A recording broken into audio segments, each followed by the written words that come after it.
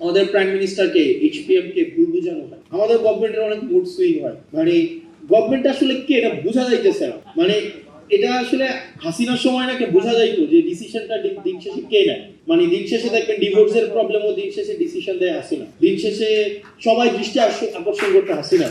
তো এখন আসলে এই জায়গায় মানে ডিসিশনটা আমার কাছে মনে হইতেছে there are so many governments within the government, আমার কাছে এটা মনে হইতেছে।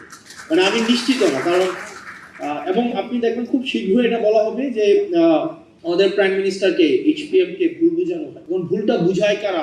দেখা যায় এখানে অনেক ধরনের ফ্রিঞ্জ এলিমেন্ট আমার কাছে মনে হয় গভর্নমেন্টের সাথে আছে, যারা আমাদের যে জন আকাঙ্ক্ষা তৈরি হয়েছিল, রাষ্ট্রের যে আকাঙ্ক্ষা তৈরি হয়েছিল, সেই জায়গা থেকে গভর্নমেন্টকে অনেক দূরে সরিয়ে নিচ্ছে। এবং এখানে আমাদের যে সংস্কারের ইনস্টিটিউশনাল আমাদের ইন্ডিপেন্ডেন্ট হওয়ার কথা ছিল, আমাদের জুডিশিয়ারি হচ্ছে ইন্ডিপেন্ডেন্ট হওয়ার কথা ছিল, আমাদের বিউরোক্রেসির জায়গায় হচ্ছে একটা মেসিভ একটা আমাদের এটা হচ্ছে রিস্ট্রাকচার হওয়ার দরকার ছিল, আমাদের পুলিশ সংস্কার কমিশন হওয়ার দরকার ছিল।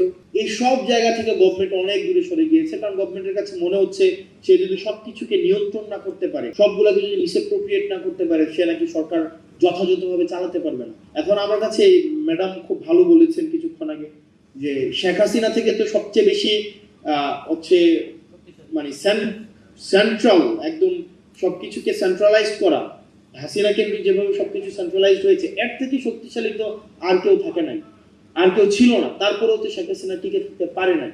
এখন গভর্নমেন্টের মাথার মধ্যে যদি এটা এখন হয় যে আমাকে সবকিছুই নিয়ন্ত্রণ আমার লাগবে, সবকিছুই আপনার হচ্ছে তারেক জিয়া এসে সমাধান করতে হবে।